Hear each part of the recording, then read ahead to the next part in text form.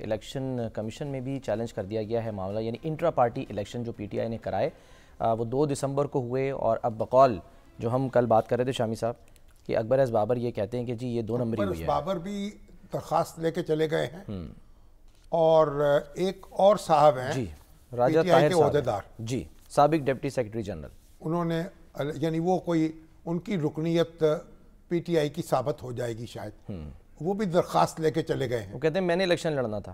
हाँ, तो बहरहाल सेक्रेटरी जनरल का एक बात उन्होंने ये कही है कि वो इलेक्शन जो है उनको ख़त्म किया जाए, मगर जो इलेक्शन जो हमारे पीटीआई के लोग हैं, हमारे जो चेयरमैन हैं गौहर अली साहब और शोएब शाहीन साहब जी, शोएब शाहीन साहब ने कहा कि भाई हमने ओहदेदारों की लिस्ट पेश कर दी है, मामला ख़त्म हो गया।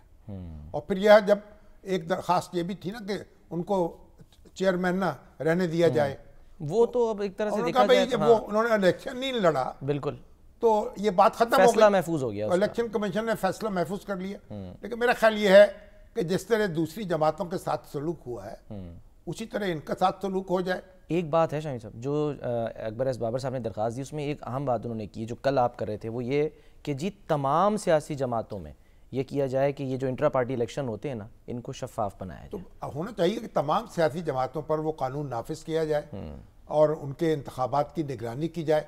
लेकिन अब जिस तरह इंतखाबात सबके हुए हैं, इनका भी हो गया है। देखें, जो पीटीआई है उसके साथ भी तो लोग जुड़े हुए हैं ना, नौजवान हैं और उनकी अपनी उमंगें हैं। आप उनसे इख्तलाफ करें या इत्तफाक करें, उनको पॉलिटिकल प्रोसेस में रहने दें, कुछ उनकी भड़ास निकलने दें।